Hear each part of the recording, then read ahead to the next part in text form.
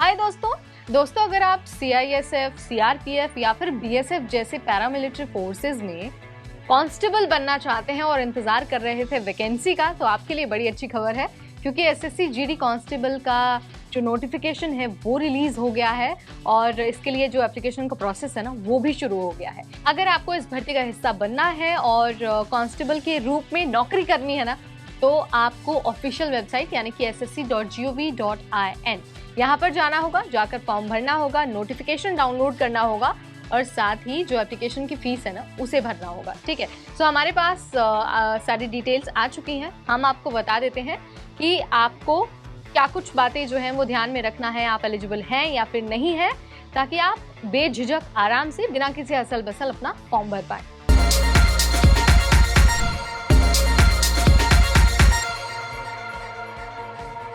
तो अगर आपको भी GD कांस्टेबल का ये जो एग्जाम है ये देना है तो ऑफिशियल वेबसाइट है ssc.gov.in, वहां पर जाकर आपको फॉर्म भरना होगा। देखिए, अगर आप पहली बार SSC का एग्जाम देने वाले हैं ना, तो ध्यान रखना है कि आपको OTR अपना कंप्लीट करना होगा, यानी कि वन टाइम रजिस्ट्रेशन आपने एक बार कर दिया तो उसके बाद ना आपको एक रजिस्ट्रेशन नंबर मिल जाएगा, उसकी मदद से ही आपको फॉर्म भरना होगा। सारी डिटेल्स आपको भरनी होगी, जो जो डॉक्यूमेंट आपसे कहा जाएगा, मांगा जाएगा, उसे आपको अपलोड भी करना होगा। अब मैं आपको ना एक बार एलिजिबिलिटी के बारे में बता देती हूँ ताकि आप अपने सर्टिफिकेट्स के साथ पूरी तरह से तैयार रहें। तो देखिए, सबसे पहले तो कैंडिडेट्स के लिए ज़रूरी हो कि उन्होंने 10th पास किया हो विद 50% मार्क्स।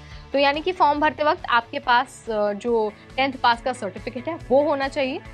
इसके अलावा आपको एज लिमिट का भी बहुत ध्यान रखना है, क्योंकि आपको पता ही है कांस्टेबल की नौकरी है तो उम्र का तो ध्यान रखना ही है। मिनिमम 18 साल, मैक्सिमम 23 साल है, लेकिन जो रिजर्व कैटेगरी के कैंडिडेट होंगे उनको उम्र सीमा में भी रूल्स के अकॉर्डिंग छूट मिलेगी।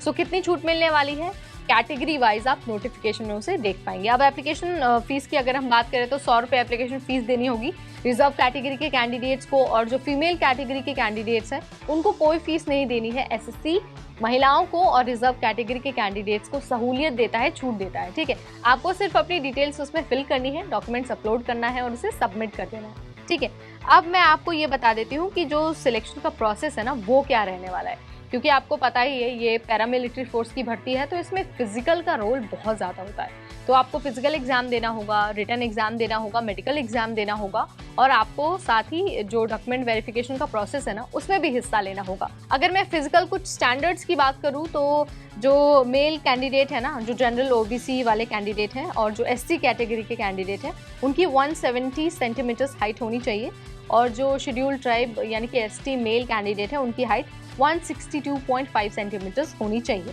इसके अलावा अगर हम फीमेल की बात करते हैं ना, जनरल OBC और SC, तो 157 सेंटीमीटर्स उनके लिए मिनिमम हाइट रखी गई है।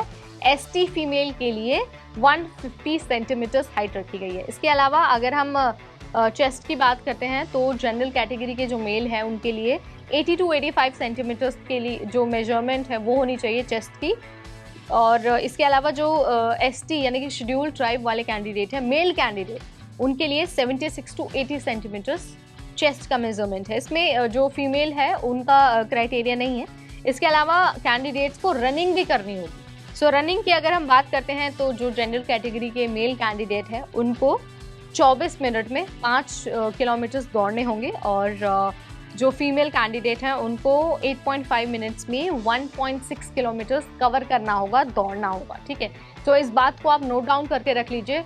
जितना आपका रिटर्न मायने रखता है उतना ही आपका फिजिकल भी मायने रखता है, और साथ ही जो आपकी हाइट है, जो आपका चेस्ट है, उसका भी मेजरमेंट बहुत मायने रखता है।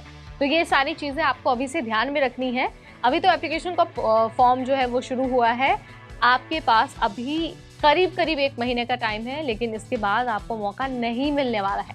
सो आप टाइम से पहले एप्लीकेशन का अपना फॉर्म भर दीजिए। अगर मैं लास्ट डेट की बात करूँ एप्लीकेशन की, तो जो लास्ट डेट है वो 5 अक्टूबर है। सो इसके बाद आप अप्लाई नहीं कर पाएंगे, इस बात का आपको ध्यान रखना है। सो जो भी कैंडिडेट SSC के जरिए कांस्टेबल बनना चाहते हैं ना अलग अलग पैरामिलिट्री फोर्सेज में, तो उनके लिए बहुत गोल्डन अपॉर्चुनिटी है, बहुत अच्छा मौका है। सो आपको इस मौके को नहीं गंवाना है, टाइम से पहले अपना फॉर्म भर देना है। वीडियो अगर पसंद आए तो उसे लाइक और शेयर करना बिल्कुल ना भूलें, बल्कि ऐसी और फ्यूचर और अमेजिंग वीडियोस के लिए stay tuned to NBT Tech India।